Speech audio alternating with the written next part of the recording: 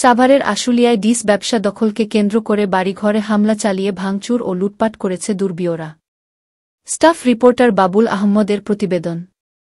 সাভারের আশুলিয়ায় ডিস ব্যবসা দখলকে কেন্দ্র করে বাড়িঘরে হামলা চালিয়ে ভাঙচুর ও লুটপাট করেছে দুর্বৃত্তরা।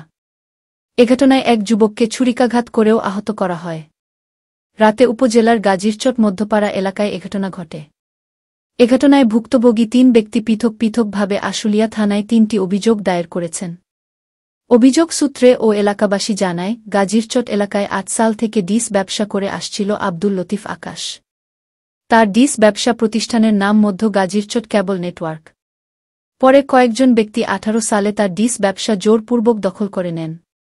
পরে ৫ আগস্ট আওয়ামী লীগ সরকার পতনের পরে নিজের ডিস ব্যবসা আবারও দখলে নেওয়ার চেষ্টা করেন ব্যবসায়ী আব্দুল লতিফ আকাশ। কিন্তু বিবাদীরা ডিস ব্যবসা দখলে নিতে তাদেরকে ভয়ভীতি প্রদর্শন করেন।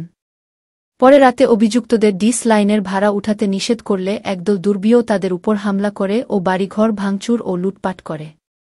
এ সময় সেখানে আরও কয়েকটি বাড়িতে তারা হামলা করে। পরে একই রাতে আশুলিয়ার দরগারপাড় মীরবাড়ি এলাকায় আব্দুস সালামের ছেলে তাহমিদ আবিরকে কুপিয়ে জখম করা হয়।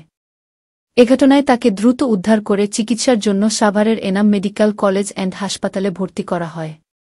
এ ঘটনায় ভুক্তভোগীরা সোহাগ মিয়া, সিয়াম, নাজমুল মীর, জলিল, নিবিড়সহ ৫ জনের নামে উল্লেখ করে আশুলিয়া থানায় অভিযোগ দায়ের করেছেন। এ বিষয়ে আশুলিয়া থানার ওসি আবু বক্কর সিদ্দিক বলেন, তদন্ত করে ব্যবস্থা নেওয়া হবে। আসসালামু আলাইকুম। জি, ডিস ব্যবসা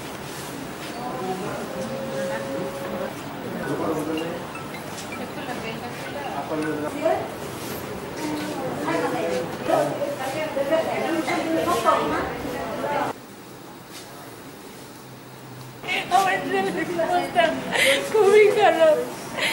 আমার ছেলের অবস্থা খুবই খারাপ। আমি সবার কাছে